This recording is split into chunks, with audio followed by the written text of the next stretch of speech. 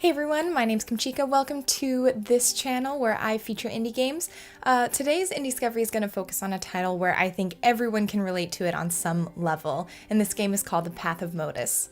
A big thanks to developer, pretty much the guy who did most everything except for the art on this game, Michael Hicks. He provided me with a free key to review this game, and I appreciate that immensely. And for those of you who don't know, it still won't affect what I tell you about the game today. So let's jump in and see where the Path of Motus led me. In the Path of Motus, you play as a young goblin, Motus. Your dream is to build bridges and be the first of your kind to leave the forest, but it seems that no one else believes you can do it. In fact, many people actively discourage you from even trying. Your goal is to persevere and make it through the forest, guiding Motus from childhood to adolescence to his adult life. On the way, you'll encounter obstacles like bullies who will attempt to use their words to hurt Motus. As Motus grows up, the bullying makes way for additional life challenges, but perseverance through them all is a prominent theme. You'll immediately notice the vivid art style, which will feel like you're playing a children's book, in a good way. And while the character, or more specifically the enemy design, can feel a little bit repetitive, I would have loved to see more variation in the bullies. The background environments fit the moods of each of the three sections of the game and help balance the more serious themes that the game itself presents.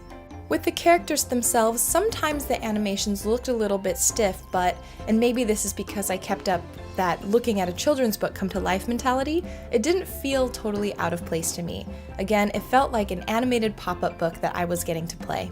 The Path of Motus is an incredibly personal story, not just because the topics of bullying and attempting to pursue your dreams are just incredibly universal topics, but it's made almost more intensely personal when you realize how much of the story is drawn from Michael Hicks, the lead developer's experience. Near the end, Michael himself makes a mini cameo where you hear his backstory. This vulnerability is what makes this game particularly special, and in being vulnerable with his own struggles, Hicks, the creator, models something we could use more of, whether it's just to ourselves or to others in our lives. That acknowledgement of the failures and the stresses that we encounter in our journey to do what we love. Considering this message, the bridge, the cages, and other visual metaphors and notes you collect could easily feel very heavy-handed, but because of the highly personal nature of the story, it worked for me. Now as for gameplay, that's where the game is a little hit and miss. This title is a puzzle platformer with a couple of surprise additional elements thrown in. To traverse from one area to the next, you perform and combat bullies who use words as weapons, and each of these words are color-coded, blue, yellow, or red. You can cancel out their words by using the same colored words of your own, as well as destroying the bully with a word of your own choice once their defenses are down. A really cool concept, but in practice I found in a few instances the speed at which these words would come flying out made me feel unable to do anything to effectively combat it. I must admit, there were a couple times I resorted to just button mashing these words out to try and get in one edgewise in one or two areas.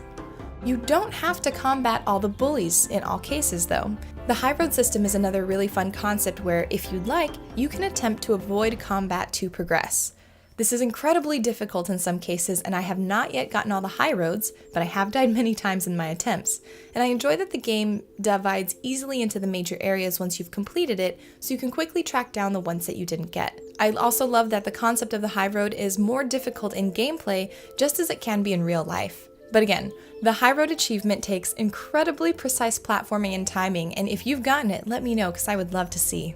The movement and platforming itself was fine, the controls did what I needed them to do, and I never felt punished for how I was controlling or moving the character. There are some areas where you'll just need to be prepared to experiment and die a lot before you get through. Unlike the combat, which at times felt punishingly difficult, these environmental puzzles were actually quite fun. They initially felt a little random. They'll start with platforms falling underneath you and will escalate in challenge. And the more I progressed through the game, the more I realized the developer did this intentionally, especially with the randomness. Again, going with that theme of perseverance, life will occasionally throw you for a loop, and you've got the choice to either get frustrated and give up or keep trying. So again, I love the way the environment was also part of making sure I kept persevering, not just the combat with the bullies. You'll also have interludes where you have the opportunity to use your logic to build bridges through Hashi puzzles. I love these puzzles, and so this was a welcome respite for me, particularly through the struggles of the forest.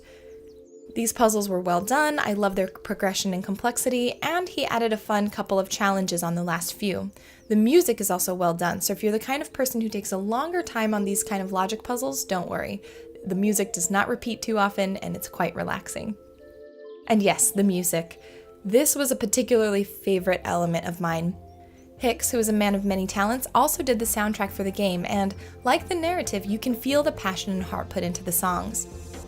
I love how the music transitions as you journey through the areas, making the forest really come to life.